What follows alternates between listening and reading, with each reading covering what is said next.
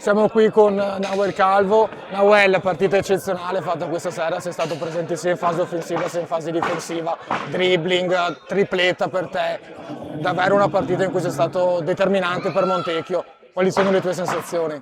Beh, buone insomma. Per prima buonasera a tutti.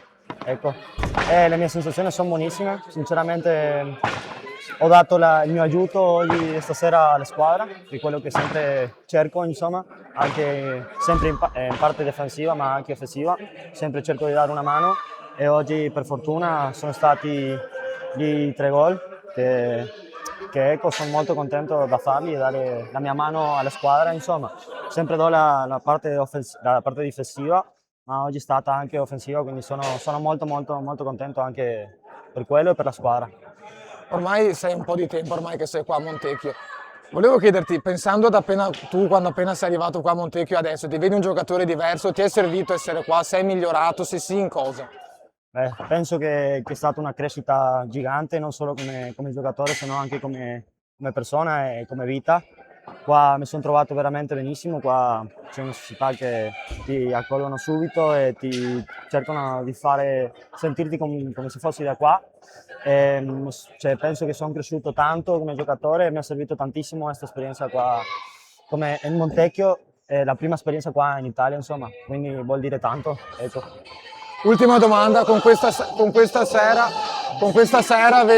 avete raggiunto il vostro obiettivo principale, o meglio, l'obiettivo che nessuno voleva dire, è che dopo il mercato di gennaio in particolar modo, come dire, molti sussurravano in società, ossia l'accesso ai playoff. Io dico sempre, anche stasera si è visto, no?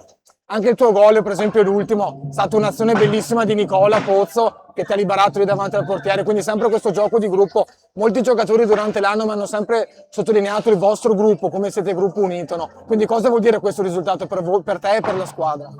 Penso che noi come squadra sempre cerchiamo di andare avanti fino alla fine, partita per partita.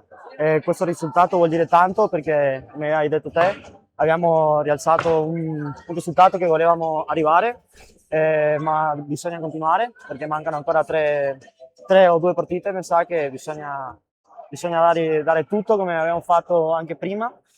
Sempre dare il 100, non solo come un solo giocatore, ma come squadra. Sempre il mister ci dice questo, che siamo una squadra, non è un giocatore, un portiere, siamo tutti noi, 10 giocatori, anche più il mister, che siamo una squadra, siamo Montecchio e sempre cerchiamo di andare avanti. Ecco.